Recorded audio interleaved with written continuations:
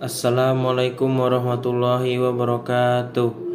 Perkenalkan, nama saya Ranu Akhtar Arzu dengan nomor NIM 22B505041146 dari kelas A MLog. Di kesempatan kali ini saya akan memberikan materi tentang makna di balik perintah kurban. Simak selengkapnya. Makna di balik perintah kurban. Menyembelih hewan kurban merupakan salah satu pendekatan diri kepada Allah Subhanahu wa Ta'ala. Tetapi Allah tidak membutuhkan hewan-hewan kurban itu, karena Allah tidak membutuhkan sesuatu apapun, karena Dialah Sang Khalik yang tidak ada satupun yang menyerupainya. Allah Ta'ala berfirman, "La yanalallaha luhumuha wala dima'uha walakin yanaluhu taqwa minkum." Yang artinya, daging-daging unta dan darahnya itu sekali-kali tidak dapat mencapai keridhaan Allah, tetapi ketakwaan dari kamulah yang dapat mencapainya. Quran Surat Al-Hajj ayat 37. Kalau demikian, bagaimana kita bisa menangkap makna di balik itu semua? Inilah di antara pertanyaan mendasar ketika kita hadir di tempat yang mulia ini. Dalam ibadah kurban, sekurang-kurangnya terdapat 3 dimensi pemaknaan. Yang pertama, kurban mempunyai dimensi sosial. Kurban dalam dimensi ini merupakan tindakan bermakna dalam kaitannya dengan kemanusiaan. Dimensi ini merupakan akhlak tertinggi yang menjadi motivasi yang sangat kuat untuk berbuat kebaikan bagi kehidupan pergaulan manusia di tengah-tengah masyarakat. Mereka yang memiliki nilai dan makna ini akan sangat peduli dengan jeritan dan rintihan kaum tertindas dan kaum miskin dan siap menjadi pelayan Allah. Allah berfirman dalam surat Muhammad ayat ke-7 yang berbunyi, "Ya ayyuhalladzina amanu in tansurullaha yansurkum wa yuthabbit aqdamakum." Yang artinya, hai orang-orang mukmin, jika kau menolong agama Allah, niscaya Dia akan menolongmu dan mengukuhkan kedudukanmu. Mereka rela memotong rezekinya sebagaimana memotong hewan kurban untuk dibagikan kepada saudara-saudaranya yang lain. Di samping itu, mereka memiliki penghargaan yang tinggi terhadap nilai kemanusiaan. Hal ini tercermin dalam kepribadian mereka yang selalu menjadi amanah, menebarkan kebaikan, dan memiliki rasa persaudaraan yang tinggi antar sesama manusia. Disinilah arti pentingnya terdalam dari nilai akhlak perintah kurban. Kedua, ada dimensi spiritual, yaitu bukan langsung kepada Allah melalui keyakinan atau keimanan bahwa kurban merupakan jalan kedekatan kepada Allah. Melaksanakan kurban berarti melakukan ibadah sebagai bentuk ketaatan melakukan perintah Allah. Ketaatan berkurban merupakan jihad yang amat berat, sebagaimana jihadnya Nabi Allah Ibrahim yang diperintahkan mengorbankan Ismail.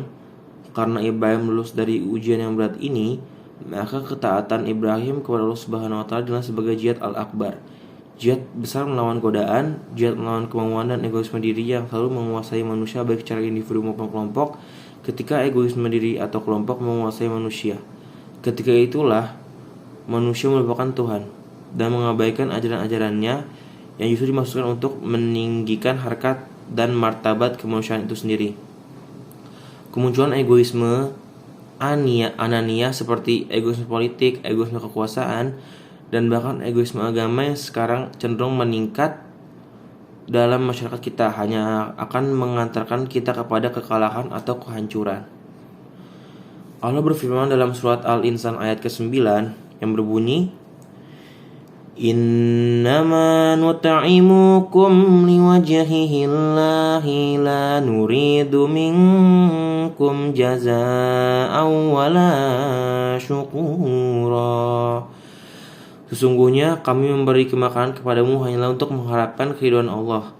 Kami tidak menghendaki balasan dari kamu dan tidak pula ucapan terima kasih. Ketiga, ada dimensi moral interpersonal.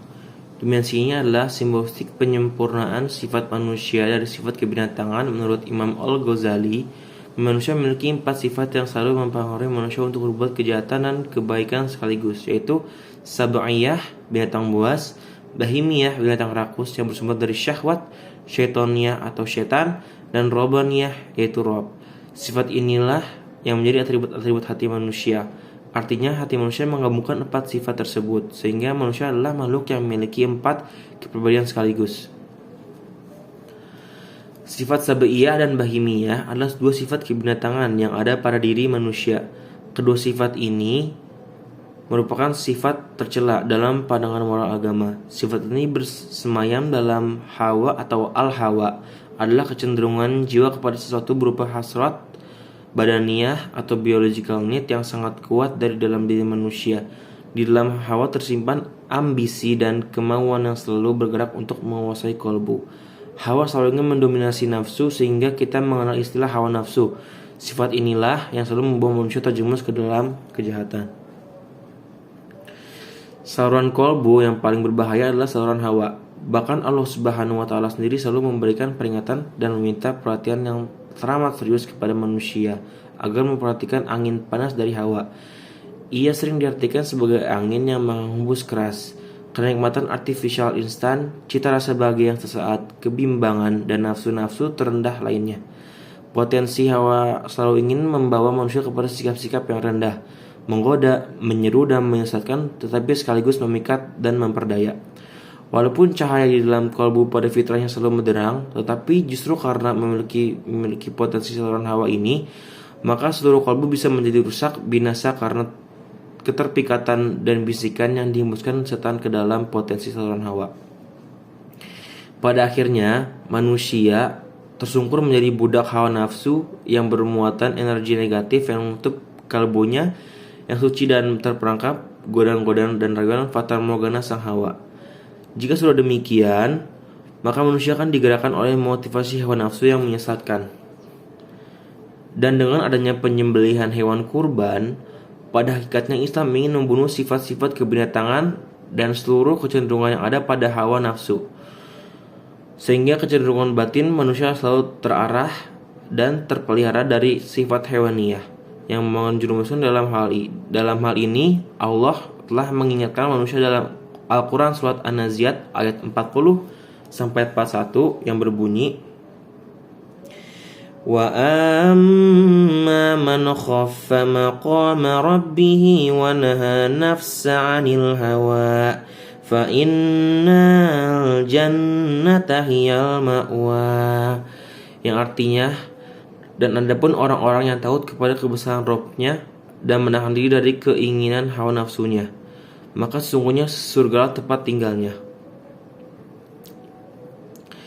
Demikianlah kurban semestinya dilakukan. Ibadah kurban akan membunuh sifat-sifat kebinatangan yang ada dalam hawa nafsu, sehingga manusia adalah digerakkan oleh hati nurani yang suci dan cenderung kepada nilai-nilai kebaikan. Nilai itu menjadi perilaku dalam kehidupan nyata di masyarakat. Sekian materi dari saya hari ini. Kurang lebihnya mohon maaf. Wassalamualaikum warahmatullahi wabarakatuh.